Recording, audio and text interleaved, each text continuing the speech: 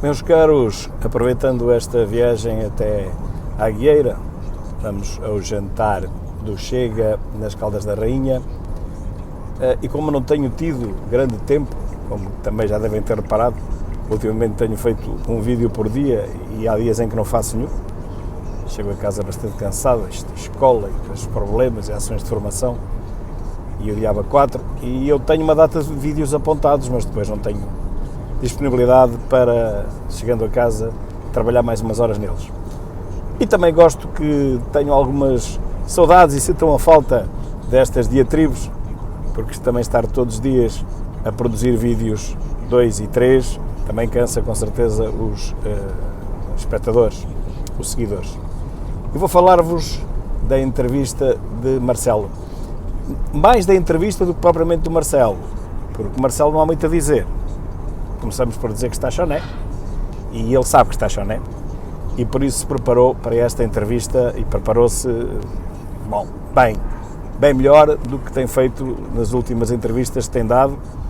Aliás, se recordam, na segunda-feira, salvo erro, ele foi abordado pelos jornalistas que lhe faziam perguntas sobre os temas do momento, a inflação e o Medina e a mulher do Medina, a empregada da mulher, hierarquicamente inferior, assim é que deve ser dito. Claro que isto é uma linguagem abusiva e normal, pouco formal. Bom, mas ele foi dizendo às televisões todas, não, eu não falo nada sobre isso. Eu sobre esses assuntos todos só falo a partir de quinta-feira. E falou a partir de quinta-feira, foi isso que aconteceu. Quinta-feira foi ontem, e ele lá disse umas coisas. Claro, entrevistado por dois boys do Partido Socialista, assumidos, mas também de outra maneira não podia ser, não é? Estamos a falar da televisão paga pelos nossos impostos. Se somos nós que pagamos, temos que pagar para os boys do Partido Socialista. Não íamos pagar para mais ninguém, também não há outros. Os únicos boys que há na televisão são mesmo os do Partido Socialista. Não há mais ninguém. Deixa-me aqui fechar isto. E pronto, o que é que nós tiramos daquela entrevista? Tiramos que fazem-lhe uma pergunta e ele responde logo às 10 perguntas que estavam previstas no cardápio. Os entrevistadores têm o azar e não perceberam que aquilo lá dentro não funciona bem e mandam-lhes a lista das perguntas. Ó, Sr. Presidente, vamos fazer-lhe perguntas sobre este tema e aquele e aquele outro e tal. Pá, uns 10 temas. É claro que ele mete tudo na cabeça logo, à bela maneira de comentadeiro de televisivo dos anos 90, e à primeira pergunta que lhe fazem, ele desbobina logo o conteúdo para as 10. De maneira que deixa ficar aqueles entrevistadores numa posição incómoda, porque depois já não sabem o que é que vão perguntar, porque já está a responder antes. Bom, mas mesmo assim, ele preparou-se.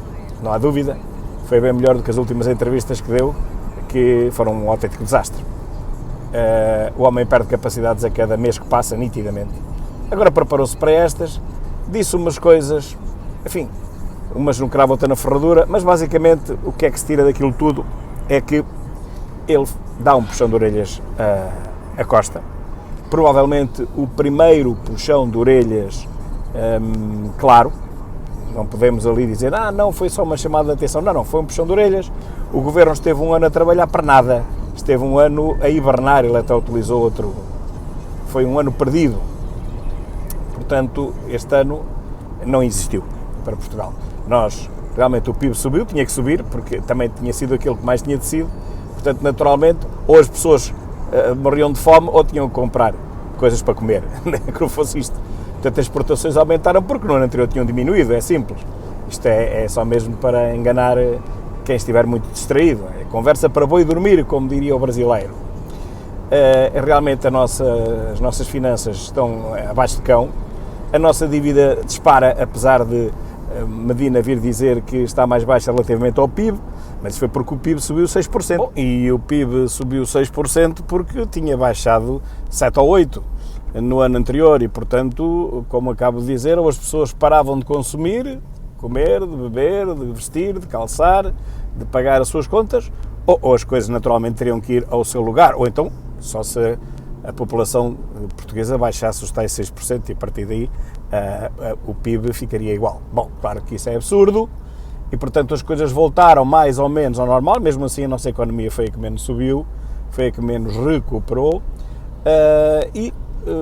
enfim, o que diz Marcelo diz duas coisas basicamente. Primeira, como digo, foi a primeira vez que ele puxa as orelhas ao Governo, nunca o tinha feito anteriormente, mas, dizendo, portanto, como acabo de dizer, que enfim, foi um ano perdido para todos, menos para o Governo e para os governantes que ganharam bem os seus vencimentos, os seus ordenados, 13º mês, subsídio de férias.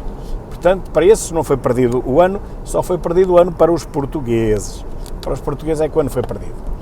E também não descarta a dissolução da Assembleia, mas só num caso muito especial. Eu pergunto o que é que ele está à espera, porque caso mais especial que aquele que nós temos tido é difícil, não é? É difícil. Depois de todas estas broncas, casos e casinhos, ninguém se entende no Governo, um questionário que ao fim e ao cabo ninguém preenche, porque se preencherem chumbam todos. Não sei o que é que estará Marcelo à espera de mais chocante do que já tivemos neste último ano. E basta falar na TAP, nem é preciso falar nos outros casos todos, do Procurador, que foi metido por conveniência, todas essas maroscas que Costa foi fazendo ao longo dos últimos anos. Portanto, deixa no ar a possibilidade, embora remota, neste momento ainda remota, no seu entender, de dissolver a Assembleia. E diz que não faz para já, porquê? Porque o maior partido da oposição, o PSD, embora tenha mais, ainda nas sondagens, do que o Chega e do que a Iniciativa Liberal juntas, acontece que não tem o dobro dessa soma. Bem, mas nunca o poderia ter, isto é um caso simples e chocante de aritmética. Quer dizer, se algum dia o PSD tivesse o dobro do Chega e da Iniciativa Liberal juntas, então teria maioria absoluta para governar. Se ele está à espera que o PSD tenha 54%, porque reparem, o Chega dentro em breve estará com 17%, se as eleições forem daqui a 3 meses terá 17%, a Iniciativa Liberal também poderá chegar aos 10%, estamos a falar de 27%. O dobro de 27% é 54%, quer dizer que o PSD tinha que ter 54%, com mais 27% do resto da direita, quer dizer, o Partido Socialista teria que desaparecer. É absurdo. O homem não sabe fazer contas, aliás, a sua condição psicológica assim o indica. Portanto, estamos à espera que ele dissolva a Assembleia, o PS deixava de existir. Só nessas condições, quando o PS tivesse 10% ou 12%, é que ele, pelos vistos, consideraria a hipótese de dissolver a Assembleia. É absurdo. Absurdo como o próprio também é. Portanto, meus caros, nós tivemos o infinito azar de ter ao mesmo tempo o pior Presidente da República e o pior Primeiro-Ministro simultaneamente. Já tivemos péssimos Presidentes da República e péssimos Primeiros-Ministros, mas nunca os tínhamos tido em simultâneo e foi a tempestade perfeita.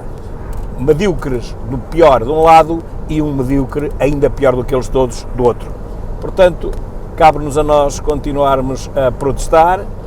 Os professores tirem o cavalinho da chuva, que descongelamento nunca irá acontecer, porque, como já disse várias vezes, Costa sabe que se alguma vez congelar um dia os professores, perde 10% da população dos seus apoiantes deixam de votar PS e, portanto, isto nunca fará. Os outros também estão à espera de qualquer coisa. Bom, uma migalha aqui, uma migalha ali não será suficiente para os médicos, não será suficiente para os enfermeiros, também não, para os trabalhadores da Justiça, também não. A Justiça está um caos, a saúde está, nem sei se aquilo é um caos, acho que é zero, não chega a ser um caos, é zero.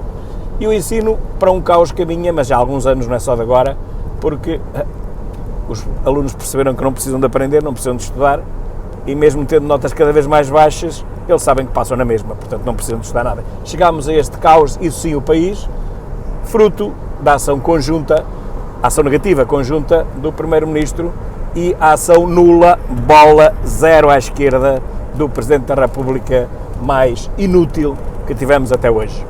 Nesta entrevista ele estudou, tentou dar um ar da sua graça, conseguiu aqui ao além ficar acima da média, mas, meus caros, eu tenho que vos dizer que hoje em dia a bitola está tão baixa, a fasquia está tão baixa, que Marcelo Rebelo de Sousa, para se ultrapassar a si próprio, só precisa dizer 3 frases e apenas uma bacurada, porque ele não consegue dizer 3 frases que não tenha pelo menos uma bacurada no meio. É isso que nós merecemos? Penso que não. Quem é que pode mudar isto? Somos nós, nas próximas eleições. Espero que sejam o mais depressa possível. Até logo.